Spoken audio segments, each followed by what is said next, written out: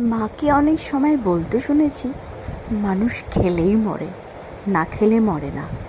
এরকম যদি একটা খাবার থাকে তাহলে মরে যেতেও শান্তি। আমার হাজব্যান্ডের আবদার ছিল একটু পাপড়ি চাট খাবে, তো ঘরের যেটা ছিল তা দিয়েই ওকে আমি পাপড়ি চাট বানিয়ে দিয়েছি।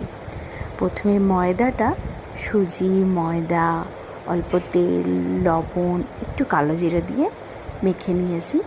মেখে নেওয়ার পরে ছোটো ছোটো করে লেচি কেটে নিয়ে অল্প তেল দিয়ে কড়াইতে সেটাকে ভালো মতো ভেজে নিয়েছি।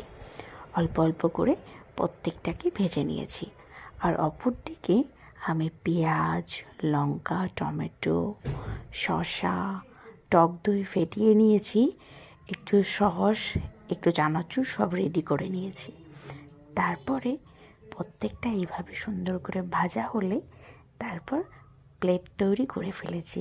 প্লেট তৈরি করার জন্য 4-5টা করে পাপড়ি এক একটা প্লেটের মধ্যে দিয়ে ওর মধ্যে পেঁয়াজ ছড়িয়ে, তারপর শসা, টমেটো, কাঁচা লঙ্কা, টক দই, অল্প সস, একটু চাট মশলা, একটু বিট লবণ, এই সমস্ত কিছু দিয়ে এক একটা করে প্লেট রেডি করে দিয়েছি।